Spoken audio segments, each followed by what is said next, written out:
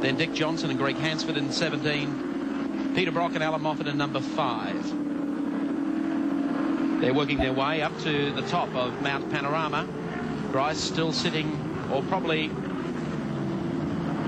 a couple of seconds off John Harvey. Has been able to maintain that pace since passing Grice. Car number 37 is, of course, the Commodore V8 of Fred Geissler and Chris Clearahan. Fred, of course, from Goulburn.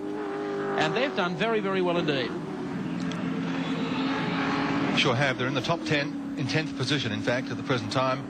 And that's a commendable effort. They're a couple of laps down, of course, on the race leaders, but still circulating and still with 63 laps to go. In fact, the leaders are on their 100th lap at this moment.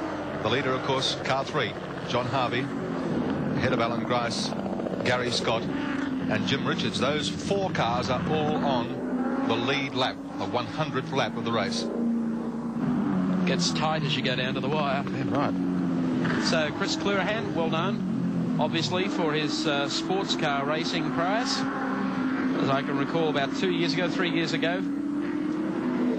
Chris Clearahan came to Bathurst with a Mazda with hardly any sponsorship at all. They picked up some sponsorship on the day of the race. And they're doing very well indeed, as you mentioned, in the top 10. Dick Johnson and Peter Brock are a lap down on the leading 4. And then George Fury 2 laps down. The wide open spaces again of Conrod Straight, where up and down the mountain V8 power comes into play. They give the slip to Colin Bond's Alpha. Well, not quite yet for car 37, but that'll happen very shortly.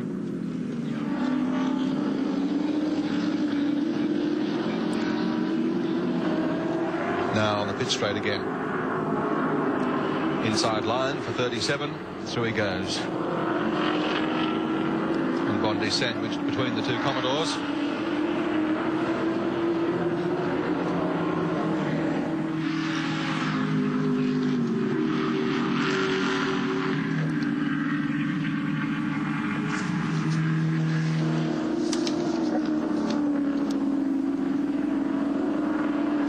Geissler and Clearahan continue their charge into the top 10, and I reckon that with 60 plus laps to go, they figure that there's substantial improvement left.